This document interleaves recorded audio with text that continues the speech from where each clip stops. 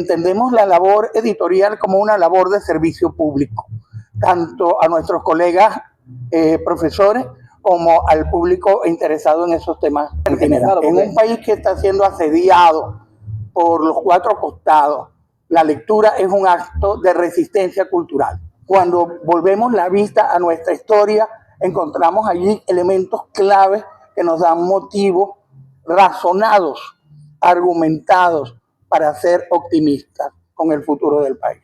Al mismo tiempo que el anarquismo es una filosofía, es también una utopía. Es decir, desear sociedades que aún no existen. Así que pasamos casi un siglo de guerra civil. Y Venezuela fue capaz de superar el antagonismo en el que los venezolanos nos enfrentábamos fratricidamente unos con otros. También hemos sido capaces de superar los antagonismos recientes en la escena política. Ninguno de los grupos en confrontación logró azuzar a los venezolanos unos contra otros. Bueno, sean bienvenidos a un nuevo episodio de nuestro programa, el programa de todos ustedes, que es Hablemos un Rato. En esta oportunidad, tengo el privilegio de tener como invitado al compañero Camilo Morón, doctor en Ciencias para el Desarrollo Estratégico, falconiano, originario de allá de las tierras de Coro. Hermano, bienvenido, agradecido por aceptar la invitación, y este es tu programa. Jonathan, muchas gracias. Lo primero, quiero agradecer la invitación, encontrarme aquí en las tierras del lago de los Tacarigua, luego de 15 años. He estado haciendo algunos trabajos, pero de manera episódica. Okay. Un encuentro con la gente de Valencia no lo teníamos desde los congresos nacionales de investigadores de arte rupestre. El encuentro que hoy tenemos acá lo convoca la obra del maestro Omar Igler. Escribimos nuestro cronista del municipio Libertador, que fue la persona que entrevistamos en el programa pasado. Pues fíjate, un enlace. Tuve el privilegio de escribir un prólogo para la segunda edición de Topónimos Carabobeños a partir de las lenguas indígenas. Ese trabajo es al mismo tiempo un privilegio y un compromiso. La obra de Omar es una obra referencial, una obra diversa. Entre los proyectos que tenemos con Omar está compilar la obra completa de Omar Igler, que ha tratado sobre historia, etnohistoria, lingüística, arte rupestre, arqueología, paleoclimatología de la cuenca del lago de Valencia. Es una obra importante y pues eso es lo que nos trae hoy aquí a Valencia. Realmente, compañero Omar es un hombre, digamos, íntegro en el tema de los estudios, en el tema de la enseñanza. ¿Verdad? Que lo personal ha sido un gran apoyo en estos últimos meses desde que lo conozco. Y nos encontramos una vez más en su casa. Hay que agradecerle también por haber abierto una vez más las puertas de su casa para que esta entrevista sea posible. Pero tú, como invitado el día de hoy, vamos a explicarle a las personas que nos ven quién es, quién eres tú, porque van a decir: Jonathan, invitaste a una persona ahí, pero ¿quién es? Primero, que no es de Carabobo, viene de Falcón, pero has tenido un trabajo importante dentro del Estado y vienes desarrollando un trabajo muy importante para la educación y la formación en el país. Bien, esta pregunta, ¿quién soy?, vamos a tomarla desde un poliedro de referencia. En primer lugar, soy nacido en la ciudad de Coro en el año 1972. Estudié en el Colegio Salesiano Pío XII. Luego fui a estudiar a la Universidad de los Andes, donde estudié la carrera de Historia y la maestría en Etnología. Allí me formé con la doctora Jacqueline Clarac de Briceño. En mi alma mater tuve también la oportunidad de hacer estudios en la carrera de Historia del Arte. Actualmente soy profesor de arqueología en la Universidad Nacional Experimental Francisco de Miranda, en Coro. Y soy coordinador de una comunidad de aprendizaje que tiene el nombre de J.M. Crutzen, quien es considerado el padre de la arqueología científica en Venezuela. Por otro lado, he publicado ensayos, he publicado poesía. Porque también eres escritor, poeta y editor. Sí, ambas cosas. Uno de mis libros va a cumplir 20 años de su primera publicación, se llama Icción. Ha sido considerado por la crítica literaria como un poemario del desamor.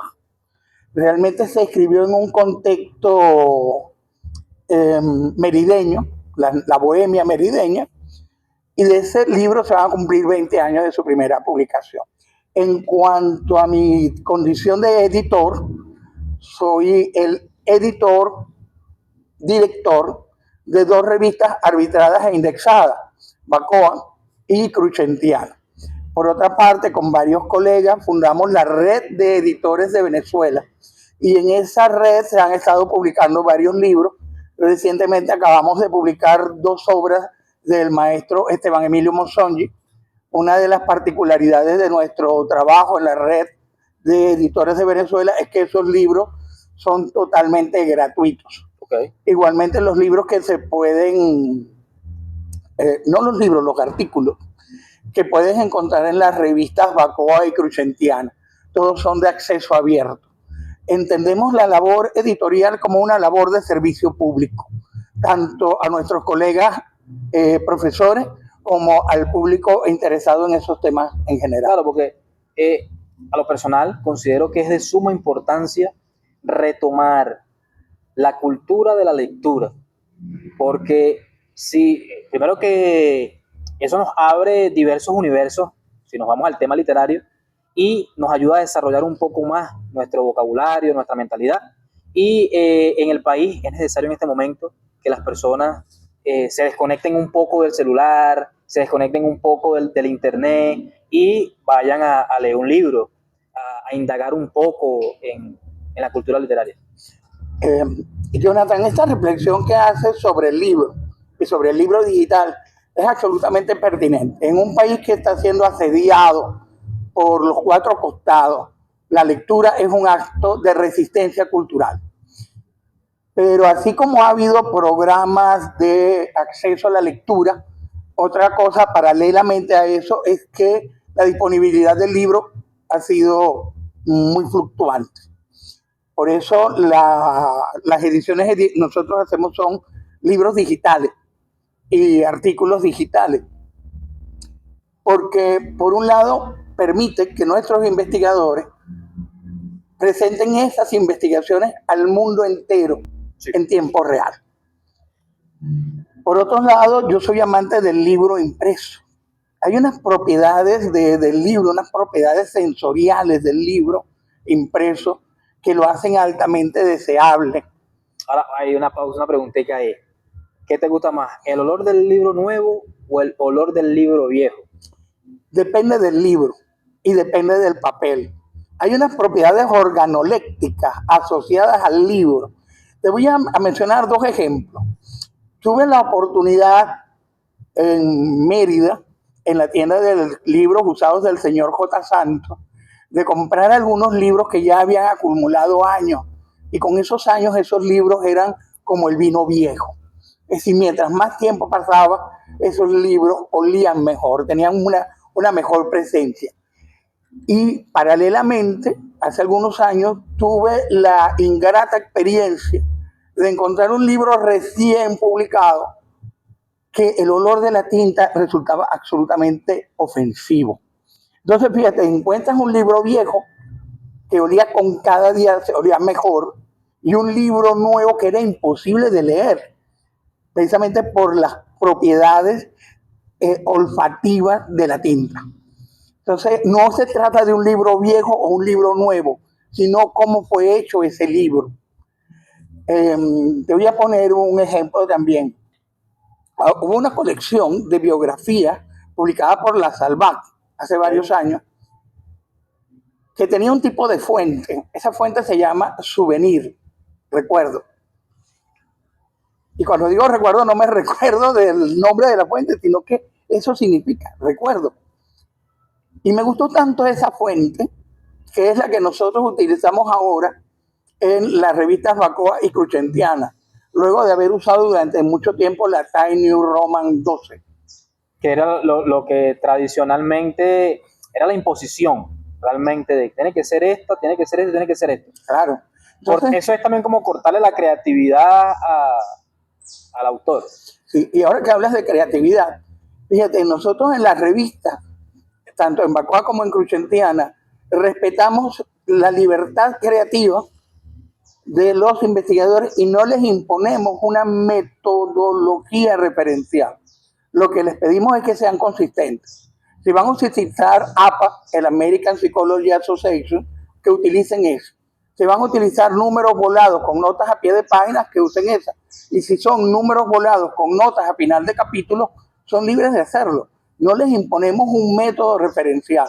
Dejamos esa libertad en los autores. Lo único que sí les pedimos es que sean consistentes. No que usen un sistema en una página, otro en otra página y un tercero en una tercera página, sino que a lo largo de todo ese ensayo utilicen un sistema referencial sin imponerle ese sistema referencial.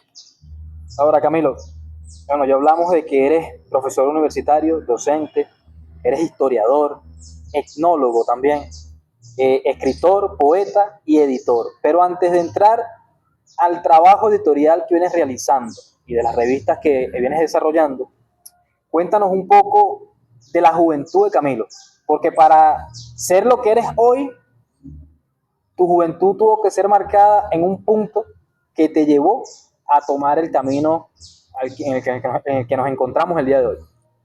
En efecto, Jonathan, hubo una serie de hitos referenciales.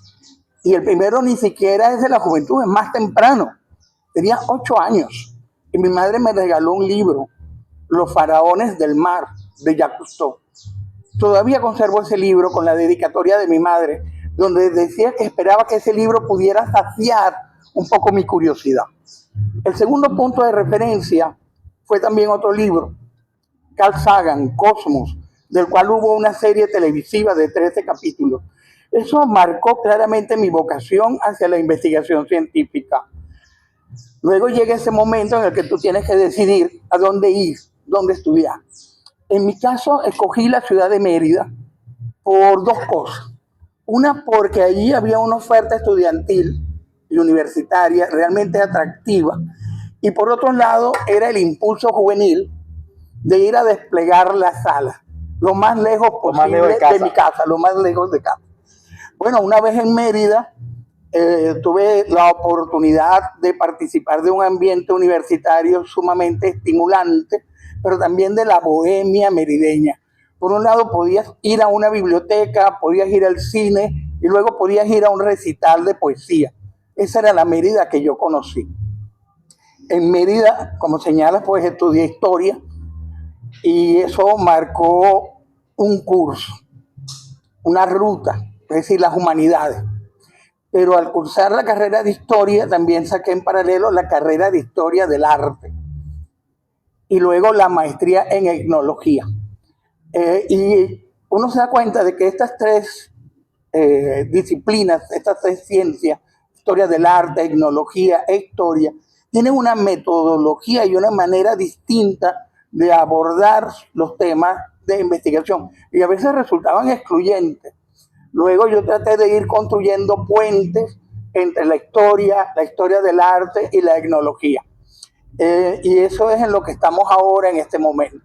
Así que es una historia que se remonta a los libros de Jacques Cousteau, de Carl Sagan, a la experiencia merideña y desde luego pues al trabajo que ha significado para nosotros los venezolanos la obra de investigadores como José María Cruchen, Miguel Acosta Sainz, Mariano Picón Salas, Mario Briceño Iragorri, que nos dan las claves de la venezolanidad. Venezuela es un país que que se ha levantado continuamente de sus propias adversidades, de sus propias cenizas. Y en este momento tan aciago, tan duro para el país, cuando volvemos la vista a nuestra historia, encontramos allí elementos claves que nos dan motivos razonados, argumentados para ser optimistas con el futuro del país. Ahora, muy buena la reflexión sobre el tema de cómo Venezuela siempre ha sido persistente en levantarse cada vez que aparece un tropiezo. Pero en esa juventud universitaria, ¿cómo fue tu lucha estudiantil? Conociendo, bueno, la historia de lo que fue la Venezuela del siglo XX y la lucha que fuiste uno de los afortunados, los jóvenes afortunados que logró entrar a una universidad en el siglo XX. ¿Cómo fue tu lucha estudiantil en esa época universitaria? Mira, ¿Por qué te pregunto esto? Porque, bueno, ojalá este episodio llegue a la juventud, porque realmente no es cualquier persona la que está sentada acá, profesor universitario con una gran trayectoria y un conocimiento amplio en diversas áreas, pero muchas veces los jóvenes creemos que no la sabemos todas y creemos que nuestro tiempo es el peor de todo, cuando, bueno, muchos chamos hoy no saben que hubo una época donde era imposible para los sectores populares entrar a una universidad. Y los que llegaban luchaban para que otros también lo hicieran. Entonces, cuéntanos cómo fue tu trayectoria en la lucha universitaria. Mira, cuando yo llego a la Universidad de los Andes, asisto a lo que era tal vez el ocaso de la insurgencia estudiantil de los años 60, 70 y que se había prolongado a los años de los 80. O sea, estaba eclipsándose una generación de dirigentes estudiantiles y estaba emergiendo una nueva generación de dirigentes. Había como un relevo generacional, se sentía muy claramente. Mérida era un campo de batalla, un campo, y sobre todo libramos las batallas en la calle. Eran las clásicas batallas de pedradas contra bombas lacrimógenas. En mi caso, yo llegué a ser electo como representante estudiantil al Consejo de la Escuela de Historia. Y lo que me acompañó en mi propuesta hacia ese cargo de dirigencia estudiantil era la dinámica que en la Escuela de Historia habíamos desarrollado en torno a la excelencia académica. La mejor credencial para ser postulado como un dirigente estudiantil es que tú fueras un buen estudiante. Un estudiante mediocre no hubiese resultado en ese momento un dirigente estudiantil convincente para los estándares del momento en el que yo estuve en la Escuela de Historia de la Universidad de los Andes. Por otro lado, también estaba la convivencia, ¿no? El hecho de ser solidarios con los compañeros, el liderazgo de aula. Y como te decía, Jonathan, asisto a ese momento en el que veo el ocaso de los dirigentes estudiantiles que habían estado en los años 70, 80, que también eran herederos de los años 60, fue una lucha estudiantil sostenida. Pero a esto hay que sumar que esta nueva generación estudiantil resultaba ser escéptica, o por lo menos crítica, con relación a los que habían sido los valores que esa generación había sostenido. A nosotros nos tocó vivir como dirigentes estudiantiles lo que fue el colapso de la Unión Soviética. Y la Unión Soviética había sido un referente clave para esa dirección estudiantil anterior a nosotros. Entonces, nosotros tuvimos que fundamentar nuestra dialéctica, nuestra filosofía de la historia a partir de otros paradigmas. Y uno de esos era sobre todo el pensamiento venezolanista. Muy importante. Sí. Por eso la obra de Mario Briceño Iragorri, Mariano Picón Sala, resultó ser fundamental, clave para nuestra generación en la Universidad de los Andes. Claro, teníamos el privilegio, y eso hay que subrayarlo, de que muchos de nuestros profesores en aula nos impulsaban a la lectura de esos autores. Y estando en la Universidad de los Andes, con una de las mejores bibliotecas humanísticas en el país, pues hubiese sido un desperdicio no frecuentar la biblioteca. De hecho, la biblioteca era una zona en la que los estudiantes de las distintas carreras nos encontrábamos. Y de ahí era donde salían los grupos políticos, de esos espacios. Claro, también hay que recordar la bohemia merideña. La bohemia merideña era algo que permeaba la vida de la universidad a la ciudad en la noche. Porque tú podías estar en tu clase mañana y tarde, un día viernes, y terminabas tus clases a las 4 o 5 de la tarde, y luego te ibas al centro de la ciudad donde había un recital de poesía. Y allí te encontrabas con tanto los poetas jóvenes como con los poetas consagrados. Y al terminar el recital de poesía, te ibas a tomar una cerveza con esos mismos poetas. Y ellos te hablaban a ti de lo que había sido su experiencia estudiantil. Entonces era un aula extendida. Porque, como lo dijo Mariano Picón Sala, Mérida es una universidad con una ciudad por dentro. Entonces, eso quiere decir que tu juventud estudiantil, universitaria, estuvo marcada, bueno, primero por la carrera que tomas, que es la historia, una materia muy amplia e importante. Segundo, por los libros. Y tercero, por todo la cultura, el arte que se vivió en Mérida en esa época. Absolutamente, Jonathan. Yo no podría definirme a mí mismo sin la experiencia merideña. Cuando se dice que la universidad es el alma mater, la madre del alma, yo digo, bueno, yo tuve mi infancia, mi primera juventud en Coro, entre las dunas, en la tierra árida, pero lo que fue mi juventud y los cimientos filosóficos que aún me definen se fundamentaron en la experiencia de la Universidad de los Andes, en Mérida, en los Andes venezolanos. Ahora, al salir de Mérida, ¿regresas a Coro? Sí, en efecto. ¿Cómo es el inicio ya de, no el joven universitario, el estudiante? Ahora viene la etapa del hombre trabajador, regresas a Coro. ¿En qué te enfocas? ¿Hacia dónde te diriges? ¿Cuál es el primer trabajo para consolidar lo que aprendiste y seguir desarrollando la vida? Bueno, en mi caso, Jonathan, la situación de volver a Coro parecía como predestinada por la misma universidad en la que ahora trabajo. Yo estaba terminando realmente mis carreras universitarias en Mérida porque había sacado varias carreras en paralelo, por lo que los altos de grado estaban escalonados, secuenciados. Y me llamaron a dictar clases en el área de patrimonio cultural en la Universidad Nacional Experimental Francisco de Miranda, en el núcleo de Cumarebo, en la carretera Morón-Coro, para aquellas personas que no se ubican bien.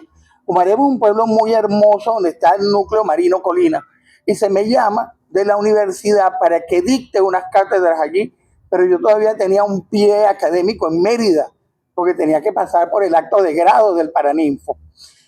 Entonces voy a Falcón, comienzo a trabajar con la universidad y progresivamente me inserto en los distintos programas, sobre todo en el área de extensión.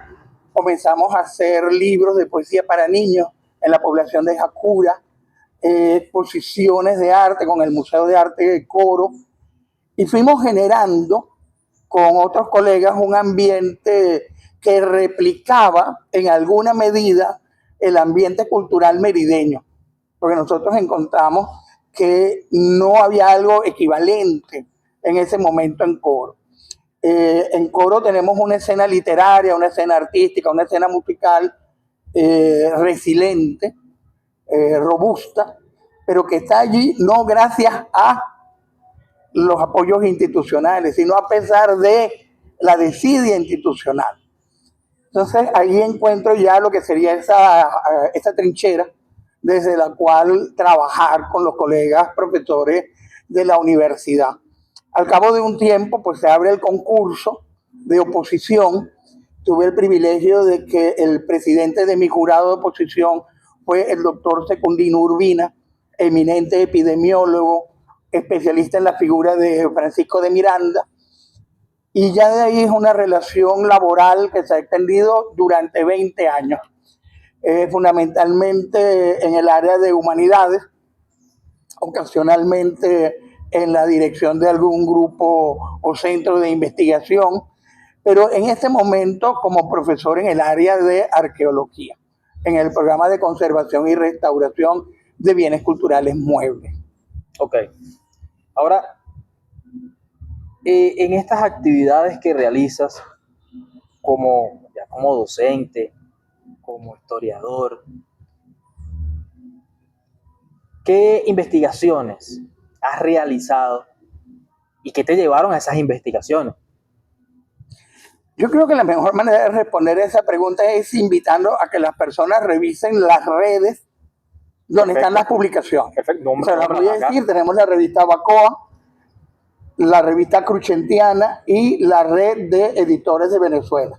Ustedes pueden entrar allí y ver mis publicaciones, pero quiero hacer referencia a dos investigaciones en particular.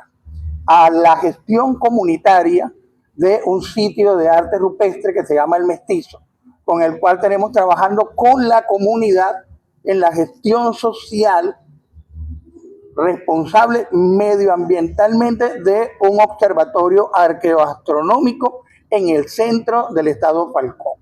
Allí hemos estado trabajando conjuntamente con la comunidad cercana a los petroglifos. O sea, que la comunidad asuma esos petroglifos como parte de su identidad cultural, histórica y como parte también del trabajo turístico. Fíjate, Jonathan, nosotros los investigadores, los profesores universitarios, estamos de tránsito, incluso por esos lugares y también en la vida de nuestros estudiantes.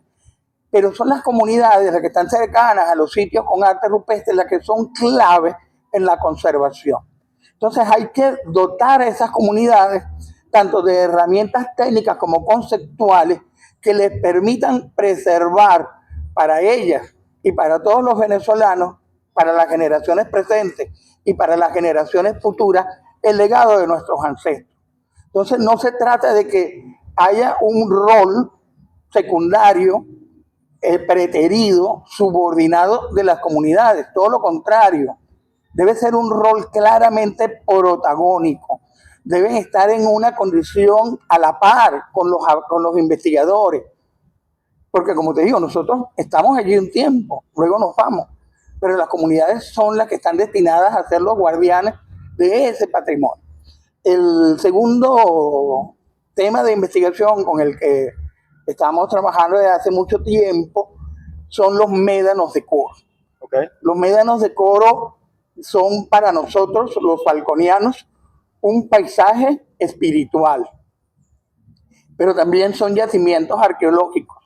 Allí se han encontrado cerámica de estilo de abajuroide, haciendo referencia a la categoría acuñada por J.M. Cruchen e Irving Rausch en Arqueología Cronológica de Venezuela, que es uno de los 9 principales estilos cerámicos de la arqueología remota, antigua de Venezuela. Por otro lado, también hay un cementerio indígena que ha encontrado en los médanos. Y es algo que hemos venido trabajando conjuntamente tanto con la comunidad que está en el perímetro del parque como con el Instituto Nacional de Parques. Recientemente hay que buscar la manera de preservar estos centros, por llamarlos así, históricos, porque o sea, un cementerio indígena no es un cementerio, ¿no?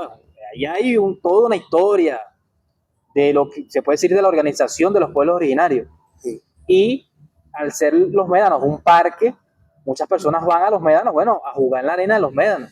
Y hay que buscar la manera también de preservar este espacio para que no se vea afectado por el turismo que va a recrearse. Sí, ha señalado el problema de una manera muy precisa. Resulta que eso es un área bajo régimen especial. Está protegida por la legislación venezolana en materia medioambiental, pero también está protegida por la Ley de Protección y Defensa del Patrimonio Cultural de Venezuela. Entonces, una de las cosas que hemos hecho con el personal del Instituto Nacional de Parques ha sido dictar talleres a las sucesivas generaciones de guardaparques que han estado trabajando en el Parque Nacional Médanos de Coro. Por otro lado, hemos hecho conjuntamente con el Instituto Nacional de Parques recolección de material arqueológico que nos permite tener una descripción y una visión bastante clara de la dimensión arqueológica del parque. Pero todavía hay muchas preguntas que responder. Por ejemplo, el poblamiento temprano del parque, nadie lo sabe con certeza. La antigüedad específica de las dunas de los médanos de Coro tampoco se conoce. ¿Cuál es la relación de los médanos con las referencias que encontramos en los documentos del siglo XVI al poblado de Todariquiba? Como te das cuenta, es una serie de preguntas que solamente se pueden responder con análisis de laboratorio. Ya la investigación humanística, la investigación de campo, la investigación de las fuentes históricas la hemos hecho, pero nos faltan los análisis de laboratorio. ¿Cómo van esos análisis? Bueno, mira, hay un marco legal establecido en la Ley de Protección y Defensa del Patrimonio Cultural que señala que para la recolección de material arqueológico se deben cumplir con ciertas exigencias. Para nadie es un secreto que hay grandes limitaciones en todos los laboratorios del país para poder establecer dataciones absolutas de los materiales arqueológicos. Esos materiales arqueológicos deberían recogerse, en primer lugar, aprobado por el Instituto de Patrimonio Cultural, aprobado por el Instituto Nacional de Parques, y permitir su exportación a laboratorios en el extranjero que puedan establecer esas cronologías absolutas a partir de distintos métodos de datación, para lo cual debe estar permitido, o sea, aprobado por el Instituto Nacional de Patrimonio Cultural. Una de las primeras cosas que les enseño yo a mis estudiantes de arqueología, porque soy profesor de los estudiantes del programa de conservación y restauración de bienes culturales muebles, yo digo, mira, esta ley, la Ley de Protección y Defensa del Patrimonio Cultural, es la que regula tu ejercicio profesional. Esta es tu Biblia. Aquí está establecido lo que tú puedes y lo que no puedes hacer. Y es lo que les enseño en el primer semestre de la carrera cuando ven arqueología 1. Y ese marco legal es restrictivo. Tú enseñas una arqueología ética, no como la inglesa. Bueno, el marco jurídico varía de un país a otro. Por eso, pero, o sea, ¿tú entiendes cuando te digo no como la inglesa? Recordando, bueno, todo lo que hicieron con la arqueología egipcia, la India, la China y tantas otras. Muchas de las colecciones de los grandes museos son producto del saqueo cultural. Pero ese saqueo no es solamente un saqueo internacional, también funciona hacia lo interno. Te voy a poner un ejemplo. Consideremos un pueblito en Falcón, en la llanura árida, que se llama Pedregal. Bueno, el material arqueológico migra de Pedregal a la capital del estado, que es Coro. Y luego el material arqueológico de Coro migra a la capital de la república, que es Caracas.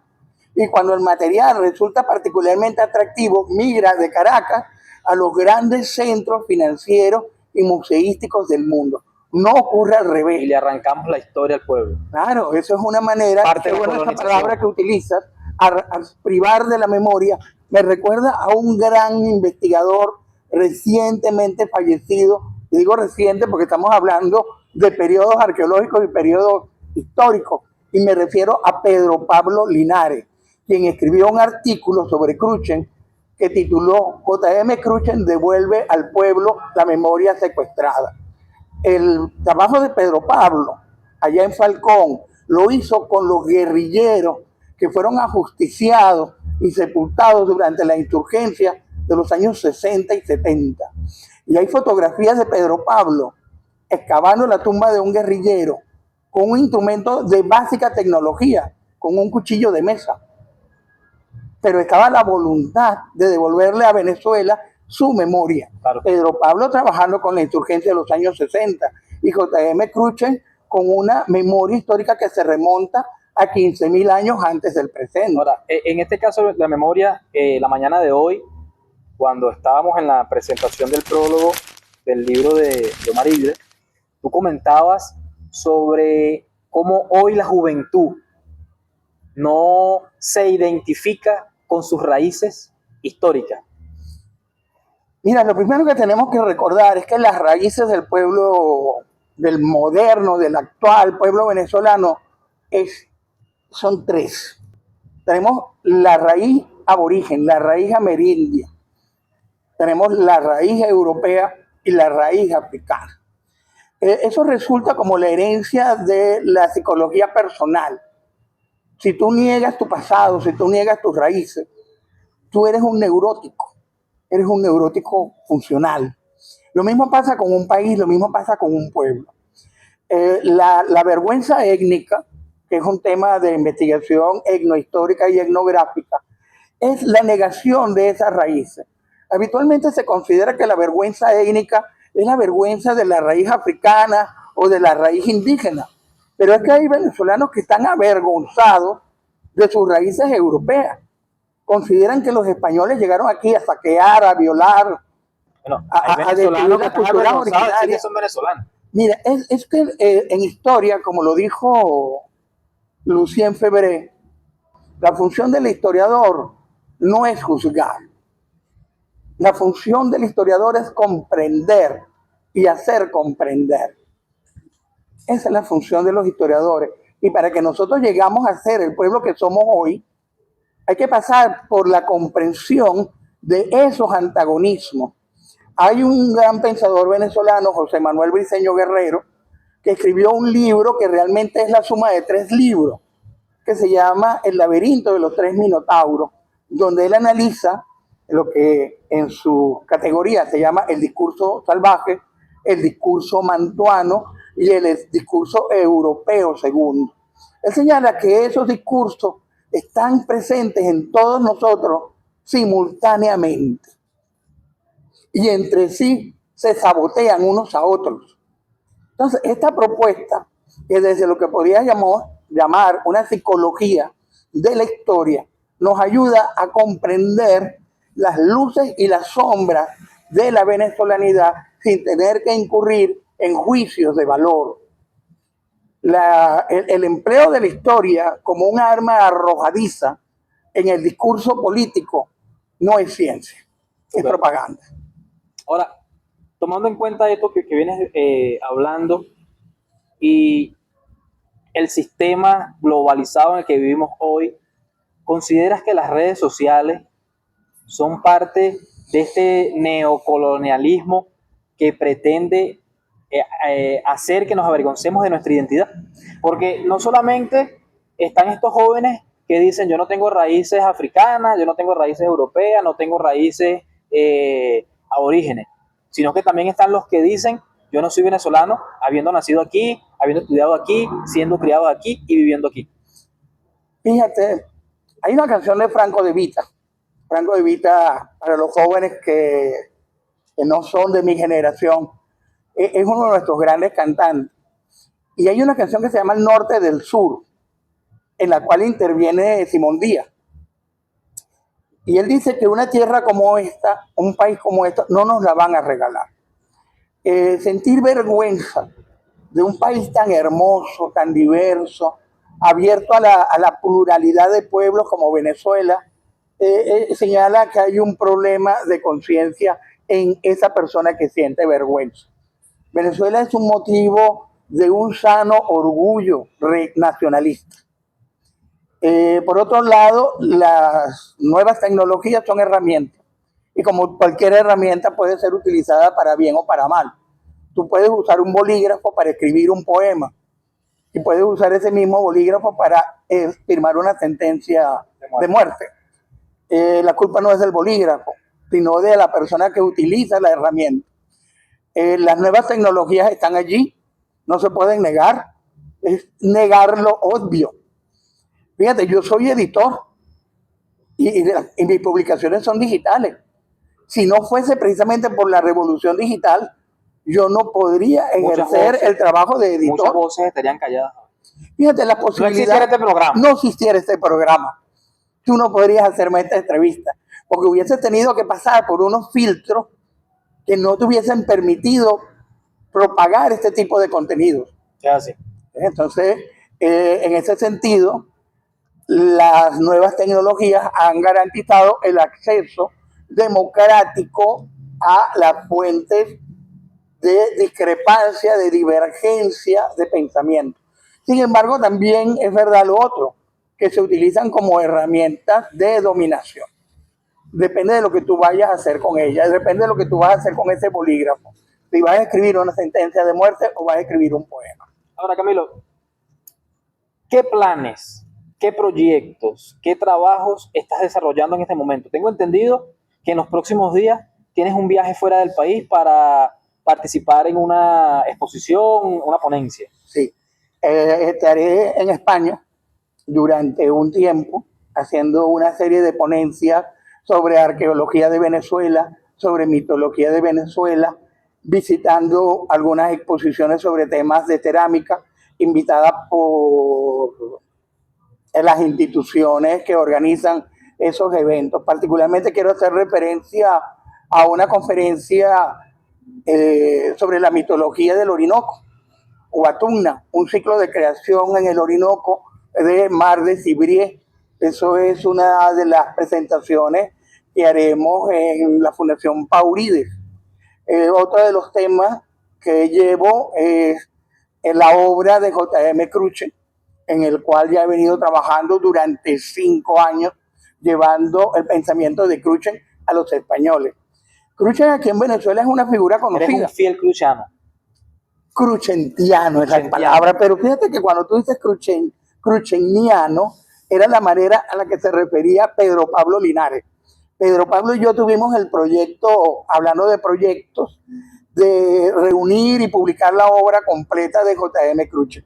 Lamentablemente, pues la muerte de Pedro Pablo me deja a mí solo con el proyecto y tenemos mucho tiempo trabajando en eso.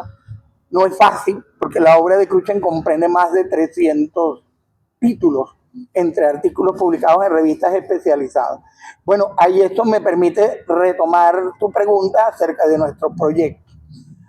El año próximo, 2027, se conmemora en Coro los 500 años de la Fundación Hispánica de Santa Ana de Coro, el 26 de julio. Estamos trabajando en 2 tomos especiales de la revista Bacoa para esa ocasión.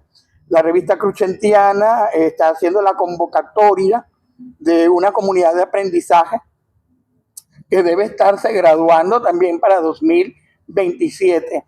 Y te doy la primicia de un proyecto editorial que va a ser nuestro barco editorial insignia para los próximos años, que se llama Ataveira.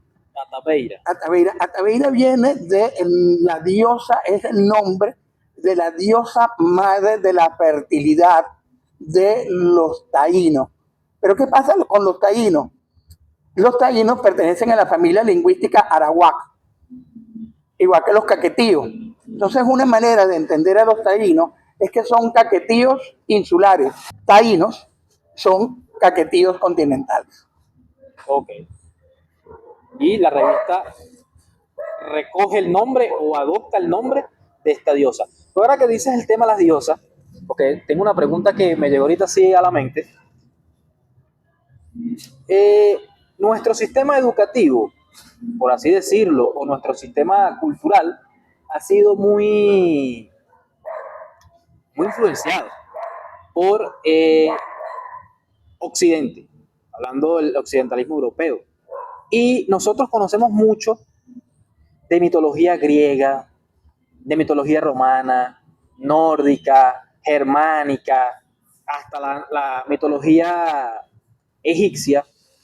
Pero, ¿qué sabemos de la mitología de nuestros pueblos aborígenes, de los caribes, de todos estos pueblos que habitaban lo que hoy es Venezuela? ¿Qué dioses tenían? ¿Dónde podemos averiguar eso? Voy a responderte a esa pregunta citando algunos libros. Comenzando por Huatumna, un ciclo de creación en el Orinoco de Mar de Cibrié. Guaymare, de María Manuela Cora, y Hacia el Indio y su Mundo, de Gilberto Antolínez. Voy a hablar brevemente de estos 3 libros. Huatumna, escrito por Mar de Cibrié, comprende el ciclo de creación en el área orinoquense.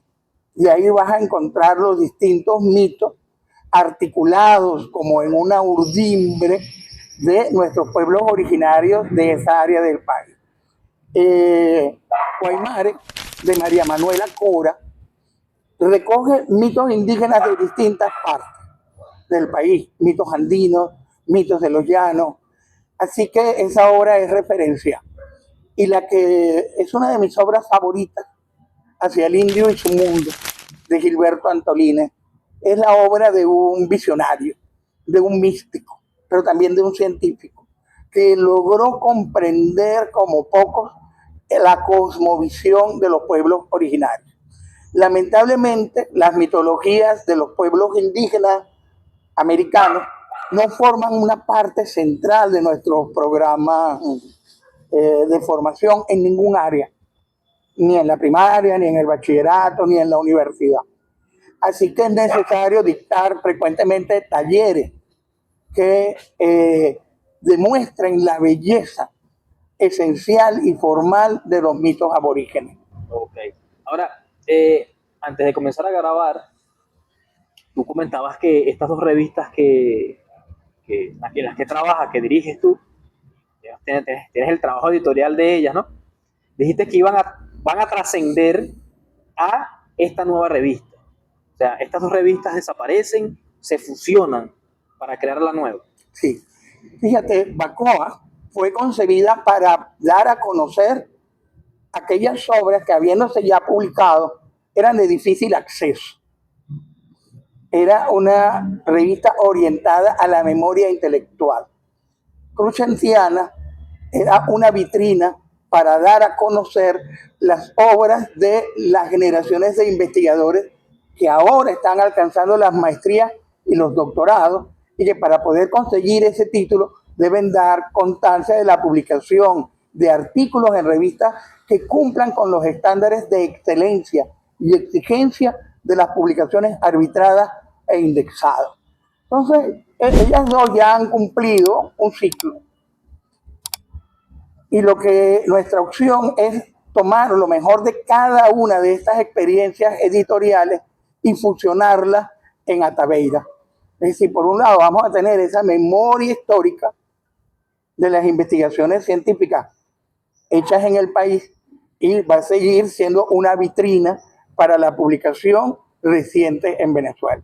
En vez de tener al mismo tiempo la maroma de 3 revistas en simultáneo, Que no es fácil, que no resulta nada sencillo, es mucho más prudente tener una revista, seccionarla, el área de historia de la ciencia, de nuevas publicaciones, y sobre todo que son revistas que en el ambiente editorial se llaman híbridas. No son revistas especializadas en un solo tema, porque ahí tú puedes publicar trabajos de literatura, trabajos de historia, de etnología, de arqueología, de ingeniería, de matemática, siempre y cuando cumplan con el proceso de arbitraje.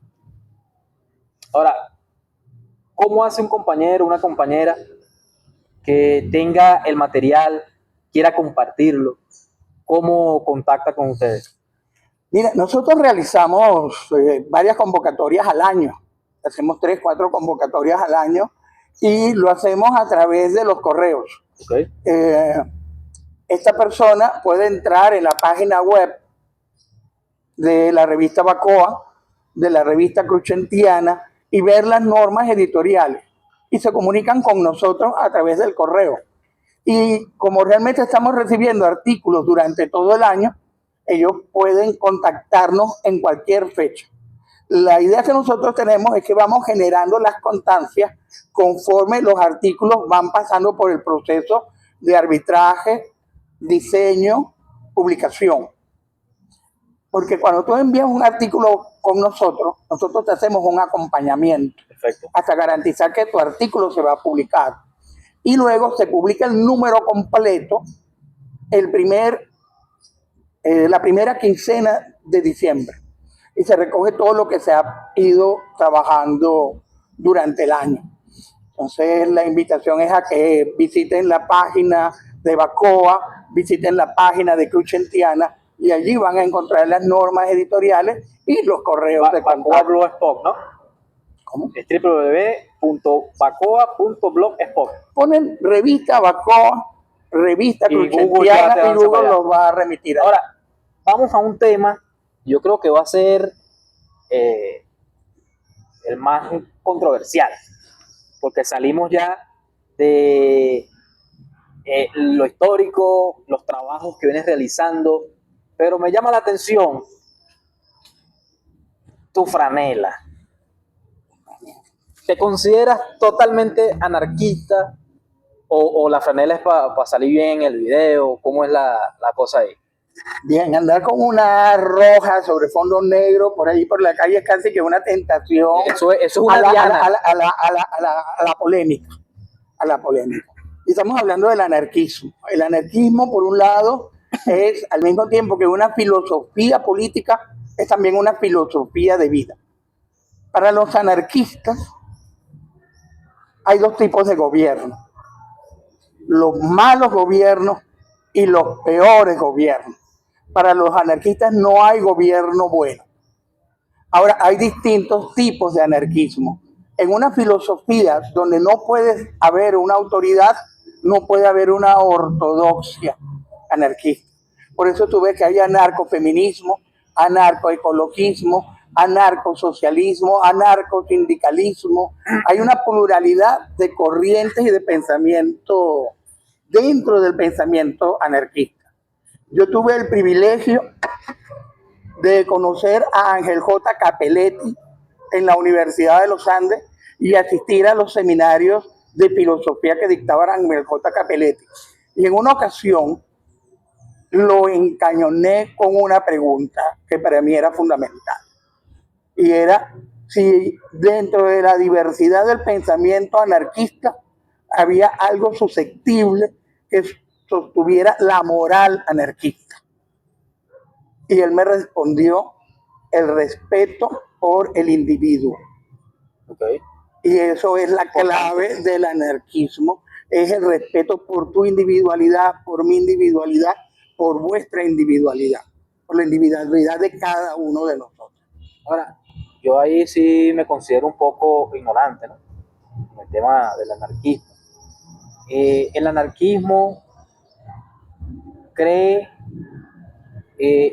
no cree en el Estado como tal, cree en la libre frontera, no existe en la patria. ¿Cuál es realmente? En primer lugar, te voy a hacer una corrección. No uses la palabra ignorancia porque no se aplica a tu caso. Digamos que más bien tienes una duda general acerca de lo que podría ser el anarquismo. Y creo que cualquier anarquista que se considere un sabiondo sobre el anarquismo no es un verdadero anarquista. El anarquismo, en primer lugar, es un pensamiento dinámico. No está cosificado, no está en un manual de que te dice esas son las respuestas correctas con relación al anarquismo. De hecho, un anarquista puede pasar por distintas etapas. El anarquista que soy yo ahora no es el anarquista que era yo cuando tenía 20 años. Ya yo era anarquista en ese momento, pero mi anarquismo estaba más influido por Janis Joplin, Jimi Hendrix, Jim Morrison, y ahora es de repente por John Lennon, Enrico Malatesta, Bakunin, Kropotkin, el profesor Ángel J. Capelletti, y dentro de esa línea de tiempo y de reflexión me voy haciendo planteamientos diferentes en torno al anarquismo. Cuando tú dices que si el anarquista cree o no cree en el Estado, es que el mercado está allí. No se trata de creer o no. Es una realidad histórica, es una realidad sociohistórica. Ahora, ¿cuál es mi relación con relación al Estado? Al mismo tiempo que el anarquismo es una filosofía, es también una utopía. Es decir, desear sociedades que aún no existen. Y la función del anarquismo ahora, tal y como yo lo entiendo, es tomar la llama que ha venido pasando de generación en generación a los anarquistas, vivir el anarquismo y transmitir el ideario anarquista a la generación futura. Hay un trabajo donde yo sintetizo ese pensamiento y se llama Petroglifos y Anarquismo, donde yo propongo que las comunidades a partir de la autogestión, respetando el marco jurídico venezolano, pero no supeditada al Estado, sea la que genere el contexto que permita la conservación y gestión social del patrimonio arqueológico. Digo, existe un Estado venezolano, no lo voy a negar. Existe un marco jurídico. Sería imprudente negarlo en mi condición de profesor universitario. Pero como anarquista, considero que esas comunidades que están cerca de las estaciones de petroglifos son las personas que son realmente idóneas para la gestión social de esos petroglifos. Y no el Instituto de Patrimonio Cultural, no la Universidad de los Andes, no el Smithsonian, sino la comunidad del mestizo. Entonces, este es un ejemplo concreto de la aplicación del pensamiento anarquista a la gestión social del patrimonio arqueológico.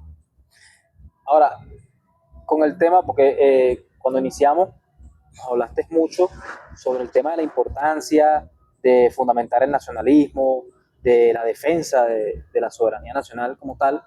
¿Cómo juega la filosofía anarquista en este caso? Fíjate, lo primero es que hay distintos tipos de nacionalismo. Y nosotros recordamos que el partido nazi era un partido nacionalista y socialista. Exacto. Yo creo que muy pocos de la gente que nos escucha, que nos ve, querrían considerarse nacionalsocialistas dentro de ese contexto. Pero si tenemos una visión del nacionalismo, un nacionalismo que está en la obra de Mariano Picón Salas, de Mario Briceño Iragorri, de Arturo Uslar Pietri, eso me parece un nacionalismo deseable, socialmente saludable. Por otro lado, el socialismo entendido en términos de la solidaridad y de que haya justicia social, tal y como lo propuso Albert Einstein, me parece también una manera saludable de socialismo. Pero el nacionalsocialismo a lo nazi me parece una aberración histórica. Entonces, ¿cómo encaja el anarquismo con el nacionalismo? En ese sentido positivo de las gerencias nacionales,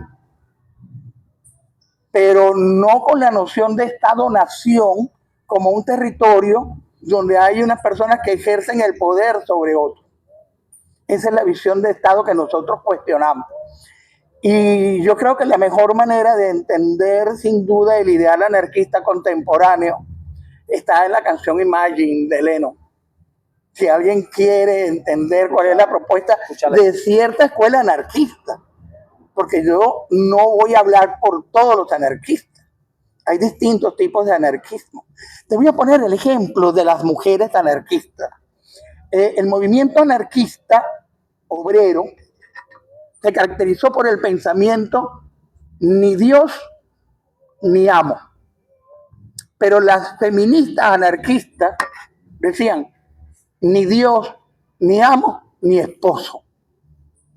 Porque consideraban a la figura del marido Desmontar totalmente el Estado. Desmontar totalmente las estructuras opresoras. Y ellas veían a la figura del esposo como parte de ese Estado opresor que era necesario desmontar. Entonces, el mismo modelo de familia reproducía las condiciones de dominación. Ahora, basado en eso, yo creo que esto que te voy a tocar ahorita no lo he tocado en ningún lado hasta el momento. Tomando en cuenta ese pensamiento de las mujeres anarquistas y la nueva corriente que se está levantando ahorita desde la ultraderecha, de que las mujeres deben renunciar al voto y dedicarse al hogar, ¿cuál sería tu visión desde el movimiento anarquista? Yo lo voy a responder. No solamente desde el movimiento anarquista. No. Quiero responderlo como hombre. Voy a responder a esa pregunta como hombre. De la historia, del todo el trabajo, la trayectoria que tú has tenido. Mira, voy a responder primero a esa pregunta como hombre, como ciudadano del planeta Tierra, que comparte un momento de tiempo y espacio con millones de seres humanos, que la mitad más grande de esa humanidad son mujeres. Yo creo sobre todo en la igualdad de derechos. Y si yo tengo derecho a votar, considero que las mujeres deben tener derechos a votar. Si yo tengo el derecho a un salario digno, las mujeres deben tener derecho a un trabajo digno. Y en mi condición de hombre, hijo de una mujer venezolana, de la que yo me siento sumamente orgulloso, y padre de una mujer venezolana, de la que también me siento sumamente orgulloso, yo no voy a conculcar ni apoyar ningún tipo de pensamiento que limite los derechos fundamentales ni de mi madre ni de mi hija. Y eso te lo estoy respondiendo como hombre. Ahora te lo voy a responder como anarquista. El principio del anarquismo es el respeto por la individualidad del otro, sea mujer o sea hombre. Entonces, los derechos de la mujer son fundamentales en el pensamiento de un anarquista. ¿Y en el pensamiento del historiador?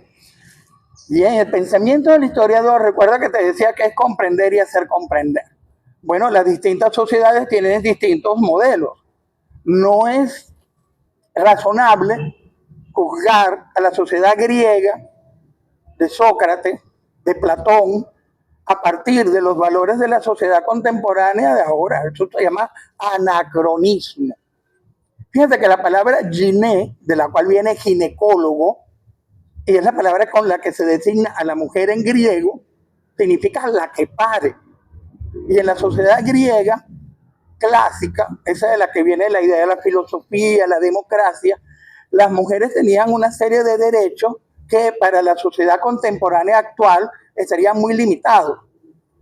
Pero esa era esa sociedad y era en ese momento. O sea, no tiene sentido juzgar a los griegos de la época clásica por los valores de la sociedad postindustrial, de la sociedad de la revolución digital. Entonces, como historiador, entiendo que distintas sociedades tienen distintos esquemas de valores.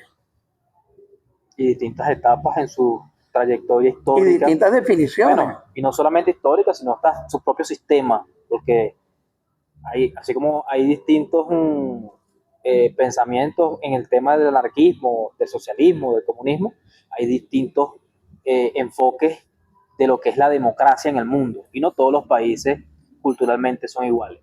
Ahora, bueno, basado en todo lo que hemos hablado, ¿cuál sería el mensaje que le das a los compañeros y compañeras que dedicaron su tiempo para compartir con nosotros y bueno, vieron este video y que lo van a compartir también con sus familiares y con sus amigos? ¿Cuál es el mensaje que les da a la población venezolana en este momento en el que nos encontramos desde tu perspectiva docente en lo que es la historia y todo, bueno, lo que hemos conversado? Lo que quiero es llevar un mensaje solidario, sobre todo a Venezuela. Venimos de pasar momentos muy duros, de todo tipo de tragedias, trágico en lo político, trágico en lo económico, trágico en lo natural. Y cuando revisamos la historia de Venezuela, sobre todo vemos esa capacidad que tiene el pueblo venezolano de seguir adelante por encima de todas esas dificultades. Olvidamos, por ejemplo, que nuestra guerra de independencia, que comienza en 1810, realmente termina en 1907. Así que pasamos casi un siglo de guerra civil. Y Venezuela fue capaz de superar el antagonismo en el que los venezolanos nos enfrentábamos fratricidamente unos con otros. También hemos sido capaces de superar los antagonismos recientes en la escena política. Ninguno de los grupos en confrontación logró azuzar a los venezolanos unos contra otros.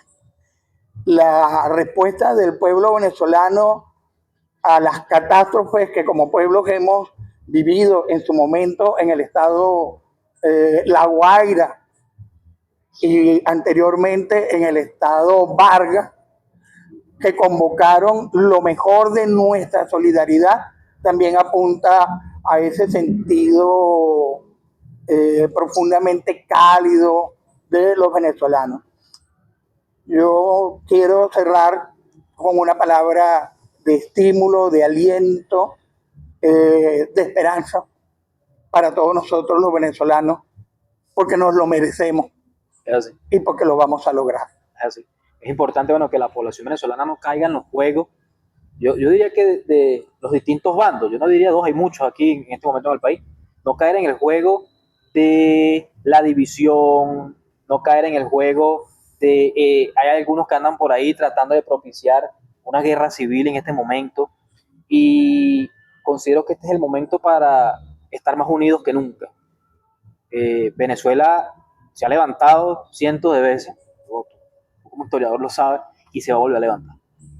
Iván, agradecerte por aceptar, bueno, la entrevista, agradecerle también al compañero Omar Igler por prestarnos el escenario del día de hoy, y de verdad me voy contento porque, como te decía y lo decíamos aquí, en otros tiempos o en otro momento no tendría la oportunidad de entrevistar a un profesor universitario, a un historiador, a una persona que tiene una trayectoria de trabajo de verdad impresionante. Cualquiera te ve en la calle y dice, mira, ahí va ese carajo ahí, pero no, un compañero que tiene toda una trayectoria de estudio, de enseñanza, que es una de las cosas más importantes, porque hay personas que se dedican al estudio y engavetan lo que aprendieron. Y en este momento, bueno, es importante dar a conocer nuestra historia, nuestra identidad, que es el trabajo que vienes realizando. De verdad agradecido por aceptar la invitación y espero que muy pronto se repita una segunda oportunidad. Gracias a ti. Bueno, recuerden dejar ahí en la caja de comentarios sus opiniones al respecto, darle me gusta y compartir este video con sus amigos, con sus familiares. Recuerden que es importante que ustedes compartan el material para que otras personas también lo vean y conozcan un poco de este compañero que es parte de los pocos o de los muchos, porque a veces decimos que son pocos, pero son muchos, que están colocando su granito de arena para transformar la realidad y la identidad en cada uno de los territorios de Venezuela. Así que agradecido con ustedes por dedicar parte de su tiempo y nos vemos en una próxima oportunidad en este programa Hablemos un rato.